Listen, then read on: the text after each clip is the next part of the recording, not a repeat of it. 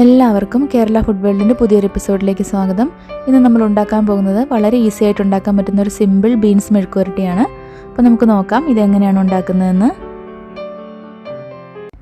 ഇതിനു വേണ്ടി 1/2 kilo beans നന്നായി ക്ലീൻ ചെയ്ത ശേഷം കട്ട് ചെയ്ത് വെച്ചിട്ടുണ്ട്. ഈ ഒരു വലുപ്പത്തിലാണ് കട്ട് ചെയ്തിരിക്കുന്നത്. മെഴുക്കുവരട്ടി ഉണ്ടാക്കാനായിട്ട് ഒരു കടായി ചൂടാക്കാനായിട്ട് വെച്ചിട്ടുണ്ട്. ഇതിലേക്ക് 2 ടേബിൾ സ്പൂൺ വെളിച്ചെണ്ണ ഒഴിച്ചു കൊടുക്കാം. മെഴുക്കുവരട്ടിയൊക്കെ ഉണ്ടാക്കുമ്പോൾ എപ്പോഴും വെളിച്ചെണ്ണ തന്നെ ഉപയോഗിക്കാനായിട്ട് ശ്രദ്ധിക്കുക. വെളിച്ചെണ്ണ ഒഴിക്കുമ്പോഴാണ് നാടൻ ടേസ്റ്റ് കിട്ടുന്നത്. എണ്ണ നന്നായി ചൂടായി കഴിയുമ്പോൾ ഇതിലേക്ക് 1/2 ടീസ്പൂൺ കടുക് ചേർത്തൊന്ന് പൊട്ടിച്ചെടുക്കാം.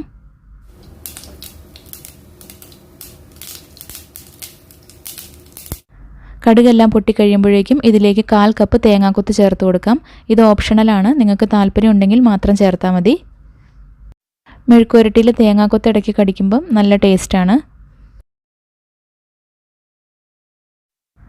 തേങ്ങാക്കൊത്തൊക്കെ ഒന്ന് വാടി വന്നിട്ടുണ്ട്. ഈ സമയത്ത് ഇതിലേക്ക് 1/4 ടീസ്പൂൺ മഞ്ഞൾപ്പൊടി ചേർത്ത് കൊടുക്കാം.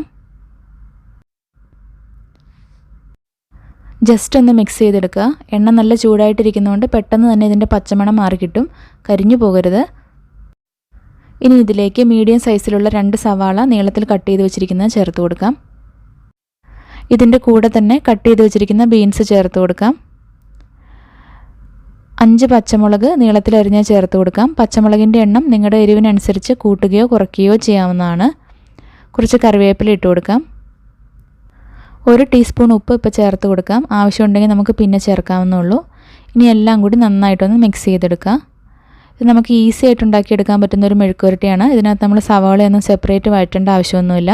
ബീൻസ് വെന്ത് വരുമ്പോഴേക്കും സവാളയും കൂടെ അതിൻ്റെ കൂടെ കിടന്നങ്ങ് വഴണ്ട് കിട്ടിക്കോളും. നന്നായിട്ടൊന്ന് മിക്സ് ചെയ്യാം. നമ്മളിതിലേക്ക് വേറെ വെള്ളമൊന്നും ചേർക്കുന്നില്ല. ഈ പച്ചക്കറിയിലുള്ള വെള്ളം കൊണ്ട് തന്നെയാണ് ഇത് വെന്ത് കിട്ടുന്നത്. അങ്ങനെ വെള്ളം ചേർക്കാതെ പച്ചക്കറികളുടെ വെള്ളം കൊണ്ട് തന്നെ വെന്ത് വരുമ്പോൾ മെഴുക്കുവരട്ടിക്കൊക്കെ ഒരു പ്രത്യേക ടേസ്റ്റ് ആയിരിക്കും. പക്ഷേ ഒരു കാര്യം പ്രത്യേകം ശ്രദ്ധിക്കണം, ലോ ഫ്ലെയിമിലിട്ട് വേണം കുക്ക് ചെയ്യാൻ. നമ്മൾ ഇതിനകത്ത് വേറെ വെള്ളമൊന്നും എക്സ്ട്രാ ചേർക്കാത്തതുകൊണ്ട് ഹൈ ഫ്ലെയിമിലിട്ടിട്ടുണ്ടെങ്കിൽ പെട്ടെന്ന് കരിഞ്ഞു പോകും. ഇനി അടച്ച് വെച്ച് ലോ ഫ്ലെയിമിൽ കുക്ക് ചെയ്തെടുക്കാം. നമ്മളിതിലേക്ക് വെള്ളമൊന്നും ചേർക്കാത്തതുകൊണ്ട് അടി പിടിക്കാനുള്ള ചാൻസ് കൂടുതലാണ്. അതുകൊണ്ട് ഇടയ്ക്കിടയ്ക്ക് തുറന്നൊന്ന് ഇളക്കി കൊടുക്കണം. എന്നിട്ട് വീണ്ടും അടച്ചു വെച്ച് കുക്ക് ചെയ്തെടുക്കാം. തീ ഏറ്റവും ലോ ഫ്ലെയിമിലിടാനായിട്ട് മറക്കരുത്. ഇപ്പോൾ ബീൻസൊക്കെ ഇവിടെ വെന്ത് വന്നിട്ടുണ്ട്. നമ്മൾ ഇടയ്ക്കിടയ്ക്ക് തുറന്ന് ഇളക്കി കൊടുക്കുന്നുണ്ടായിരുന്നു. ഈ സമയത്ത് ഇതിൻ്റെ ഉപ്പും എരിവും ഒക്കെ ഒന്ന് ചെക്ക് ചെയ്ത് നോക്കാം.